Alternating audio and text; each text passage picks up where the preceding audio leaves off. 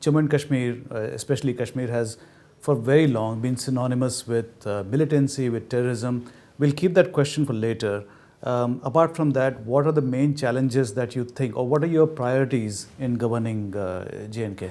Well, the biggest challenge we faced is to have come in to essentially what was a vacuum. You have had no elected government in Jammu and Kashmir since 2018. So it would have been difficult to have stepped into this vacuum even as a normal state. To have stepped into this vacuum as a union territory brought its own share of challenges with it. There has been a disconnect between the administration and the population as a whole. That disconnect needed to be bridged. A connect between the government and the people needed to be established. They needed to realize that there is now a mechanism for their grievances to be heard and redressed. Financially, Jammu and Kashmir remains a difficult place to work. Our economy is not as strong as we would like it to be.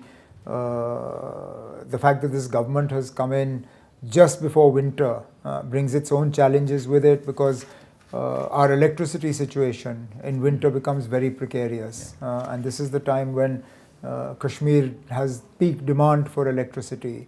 So trying to balance that obviously is an issue. And then supporting the ongoing move to ensure that Jammu and Kashmir remains peaceful. In this, I will also include the whole problem of narcotics and drugs that has taken on a much larger sort of scale than it was 10 years ago when I was last Chief Minister.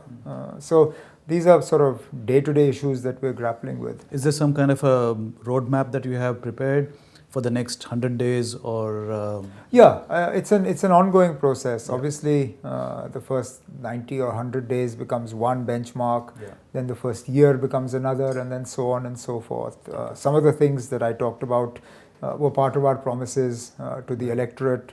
There were some others that were made with regard to electricity, ration and things like that, which are in the process of being rolled out. And tourism obviously would be one of your pillars of improving the economy. Certainly. How is that working out? Well, the numbers have been healthy. Post-COVID, they have been we can get into sort of a longer discussion on how the numbers are projected and how the numbers are arrived at. I may or may not agree with the methodology, but the fact is that on the whole, the last few years in terms of tourist arrivals have been good.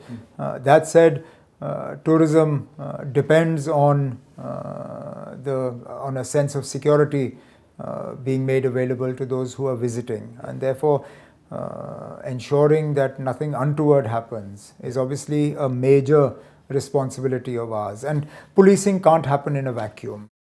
You cannot fight militancy or terror in a vacuum. You need the support of the local population. The local population is represented by the elected government. And therefore, anybody who feels that you can deal with whatever remnants of militancy or terror exist on the ground in Jammu and Kashmir in isolation without involving the elected government, it's not going to happen. Sure.